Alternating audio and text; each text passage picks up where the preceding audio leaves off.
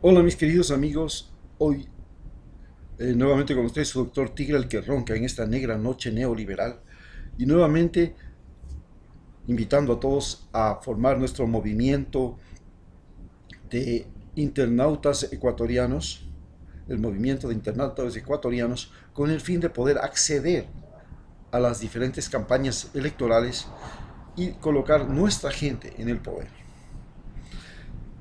Nuestra idea es, ya saben ustedes, agruparnos a través de un sistema de comunicación como es el Internet y este sistema de comunicación sea un sistema en el cual la democracia sea una vivencia que no es posible en los partidos políticos. En los partidos políticos hay un tipo que habla, un tipo que decide y un tipo que hace todo y es el dueño del partido. Los demás son unos tontos que llegan a las reuniones porque no tienen trabajo, tienen tiempo, porque los que no tienen tiempo y tienen que estar trabajando y tienen dinero solamente ponen la plata. Eso es como se forma un partido político. Un partido político es esencialmente un grupo de personas que están sin trabajo o que tienen tiempo libre, están jubilados, no tienen nada que hacer y ocupan su tiempo libre en acompañar a un candidato. Este candidato a su vez es un individuo que se sienta en una mesa adelante con unos 4 payasos que lo acompañan y comienza a decir lo que es y lo que no es, hasta crear convicciones entre las personas. Así funcionan los partidos políticos. Esos son los partidos políticos. A través de nuestra lucha, a través de nuestro sistema que es el Internet, queremos crear un movimiento diferente en el que todos opinamos, en el que todos discutimos, en el que todos analizamos y en el que todas las propuestas son escuchadas y compartidas. Y de esa manera creamos lo que se llama las personas, no los ciudadanos. Las personas son aquellos que pueden decidir por sí mismos en todo. Ciudadano es simplemente el individuo que tiene deberes y derechos. Los deberes y derechos se los da alguien, alguien que llega al poder. En cambio, la personalidad es algo que uno tiene porque es un ejercicio diario que tiene todos los días al decidir por sí mismo en todo. Entonces, este es nuestro movimiento, el movimiento de internautas, de personas internautas del Ecuador. Esto es lo que queremos crear, pero para analizar ahora cómo nos han dominado, cómo nos han llegado a manejar, utilizaremos nuevamente lo que ya les habíamos enseñado a ustedes, la trialéctica. Y les habíamos enseñado que la trialéctica era un sistema de análisis mediante el cual, en lugar de encontrar solo dos posibilidades, encontramos una tercera posibilidad. Entonces vemos que, por ejemplo, en nuestro país nos han dominado a través de la religión, a través de la democracia y a través de la política. Veamos cómo nos dominaron a través de la religión. Evidentemente, cuando llegaron los conquistadores españoles, llegaron con ellos primero los famosos curas dominicos, luego llegaron los franciscanos y al final los jesuitas. Actualmente existen muchas congregaciones, los carmelitas, los, eh, los salesianos, los que están en Esmeraldas,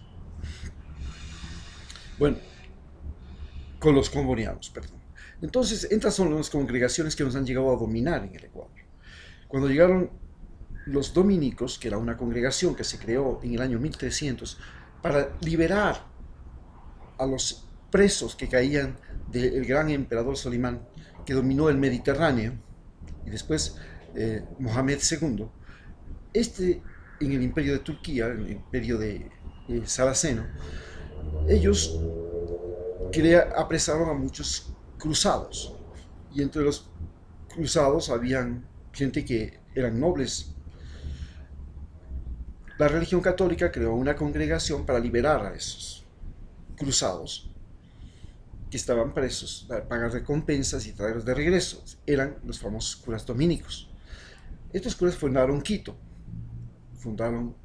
Quito primero en la laguna, en Riobamba, se llamaba Santiago de Quito, y junto a la laguna de Colta. Y después fundaron aquí, donde era la antigua capital de los incas. Cuando llegaron con una cosa importantísima, la Inquisición.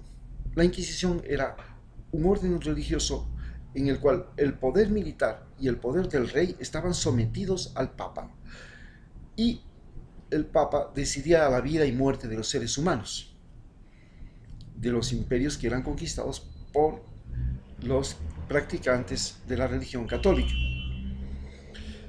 Bien, los practicantes de la religión católica conquistaron desde Colorado hasta la Patagonia y desde Cuba hasta las Filipinas. Es decir, crearon el imperio transoceánico más grande del mundo. Los portugueses y españoles eran católicos. Los ingleses se separaron de la iglesia católica, crearon una iglesia, la iglesia anglicana, y con su iglesia anglicana conquistaron Norteamérica. Los protestantes no tuvieron mayor incidencia en América hasta el siglo XX, en el que llegan, porque los protestantes sí logran penetrar en Estados Unidos y convertirse en la religión de los Estados Unidos. En lugar de la religión anglicana, los Estados Unidos adoptó la religión protestante, que era de origen alemán. Bien, estas religiones nos dominaron a nosotros y ellas decidían nuestra suerte y nuestra muerte, y a tal punto que tuvimos que hacer una revolución en 1895 para librarnos de la religión, porque la religión ponía a los militares, ponía a los presidentes, decidía la educación, decidía la salud, eran dueños de las mayores tierras fértiles, eran los grandes hacendados, tenían las personas que morían, inclusive tenían que entregar parte de su herencia para tener un lugar cerca de Dios, cerca de sus santitos, cerca de Dios, porque ya el Papa Clemente VI, para construir la iglesia del Vaticano, les pidió a los curas que lotizaran el cielo y que vendieran parcelas en el cielo a los creyentes en la iglesia católica. Y de esa manera se financió la Basílica de San Pedro. Clemente VI era el famoso Papa Borgia, de origen de valenciano, era español. Nunca fue cura, era un contador de la iglesia, tenía hijos, tenía mujer, era un individuo lleno de vicios, de todos los vicios. En fin, es así como nos llegaron a dominar las iglesias y tuvimos una dominación religiosa en Ecuador. Luego, cuando llega la independencia, comenzamos a tener ya una nueva forma de dominación, que era la dominación de los partidos políticos. No existían partidos políticos en Ecuador. Los partidos políticos aparecen desde el momento de la independencia. Simón Bolívar hizo lo posible por evitar que aparecieran los partidos políticos, porque sabían que eran un grupo de pícaros que querían el poder, y luchó contra ellos, pero finalmente fue derrotado por esos pícaros. Los pícaros que formaron y derrotaron a Simón Bolívar merecen ser recordados. El mayor pícaro fue un venezolano que llegó a controlar el Ecuador, que se llama Juan José Flores, casado con la condesa de Gijón y Vivanco. Ya saben ustedes, apellidos Gijón y Vivanco de Quito. Ellos eran los amos y señores de la provincia de Pichincha, actualmente provincia de Pichincha, y formaron un primer gobierno en el cual aparece la política. Se hace por primera vez una constitución, porque las políticas, los partidos políticos están vinculados al aparecimiento de constituciones. En cada país se hacía constituciones. Entonces es la primera constitución, llamada la Carta de la Esclavitud. La Carta de la Esclavitud decía que el presidente Flores era el único que podía gobernar el país, porque tenía que saber leer y escribir. Era un analfabeto, pero sabía leer 4 letras y firmar. Era un llanero analfabeto. En segundo lugar, tenía que tener una cantidad de oro, de plata, en este caso de monedas de plata. Nadie tenía plata. Y recuerden que este país era un país de analfabetos. Y no tenía que ser mujer, estaba prohibido ser mujer, y tenía que tener cierta edad. Tampoco podía ser cualquier joven. En fin, tampoco podía ser negro, tampoco podía ser indio. Y se creó un gobierno solo para este presidente. Y después se crearon una serie de constituciones, cada cual acomodada a cada presidente, que tenemos hasta ahora. ¿No ven? Con Lenín Moreno está tratando de acomodar las leyes para él quedarse como presidente y después transmitir como dinastía posiblemente a su mujer o a algún secuaz que está con él. Este es el sistema de dominación de partidos políticos. Los partidos políticos utilizan básicamente la ley. Ellos fabrican la ley. Antes era la ley de Dios y la ley del rey la que mandaba. Ahora es la ley que nosotros fabricamos en las asambleas constituyentes. Las asambleas constituyentes, como ustedes saben, están formadas por los ricos de Quito, los ricos de Guayaquil, los ricos de Cuenca. Y si no son por ellos, por los representantes de los ricos de Guayaquil, Cuenca y Quito. El resto del país, por ahí le meten a alguno que también logra todos sus entronques con un rico de Quito, con un rico de Guayaquil o con un rico de Cuenca. Este es el sistema de dominación de partidos políticos. Frente a esto, ha habido toda una vida, una lucha por la gente que no ha querido que las fuerzas y la dominación de pequeños grupos reinen sobre la vida de todos los demás. Entonces nosotros los ecuatorianos ya en 1822 luchamos por la independencia y salieron muchos ecuatorianos a luchar junto con los venezolanos y con los colombianos que nos vinieron a dar la independencia. En la revolución de Alfaro todos los montubios se levantaron por miles en tropas y se unieron a algunos indios que también se rebelaron y logramos destituir al poder de la iglesia, acabar con el concordato. Y de esa manera tratamos de crear una distribución de la riqueza, una distribución del conocimiento y una distribución del poder. ¿Cómo? Se creó una nueva constitución para darle más poder a la gente.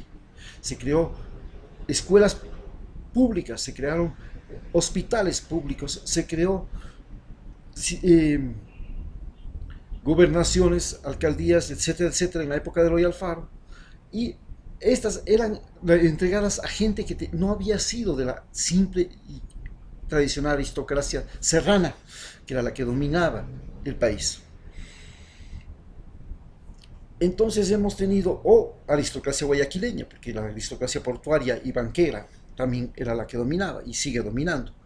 Entonces esta ha sido nuestra lucha por llegar a la democracia. Entonces quedaron, en 1944 aparece la primera revolución comunista de América Latina en Ecuador y logran ganar el 28 de mayo de 1944 y crean una gran constitución, la de 1945, que después el traidor, porque este país ha sido un país donde, como les habíamos explicado anteriormente, para ser político hay que tener la traición en la punta de la nariz.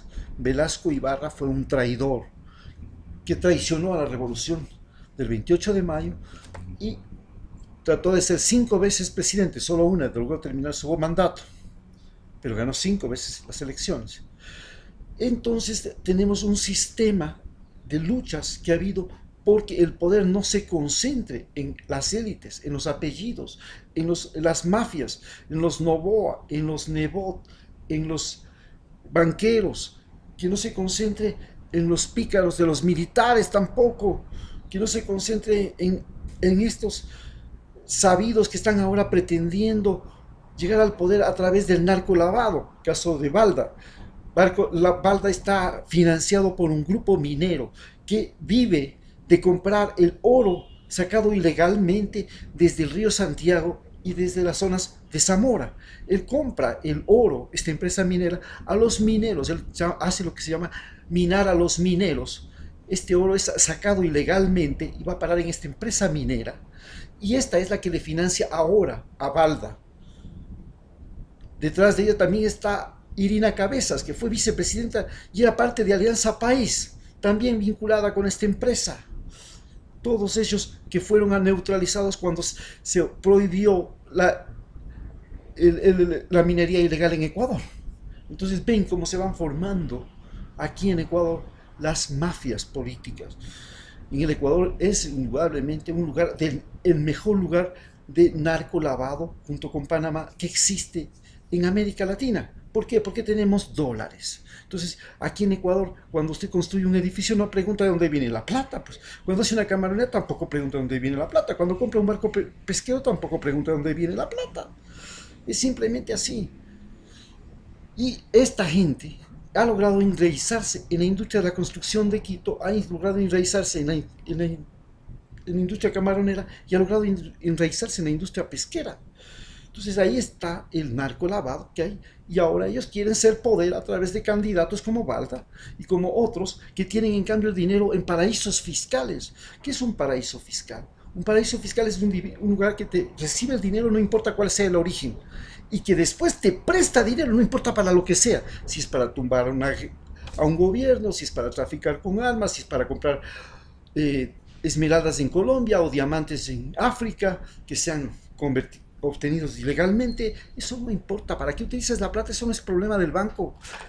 Y tampoco es un problema del banco, de estos bancos de paraísos fiscales, recibir el dinero de donde sea. Eso no es problema.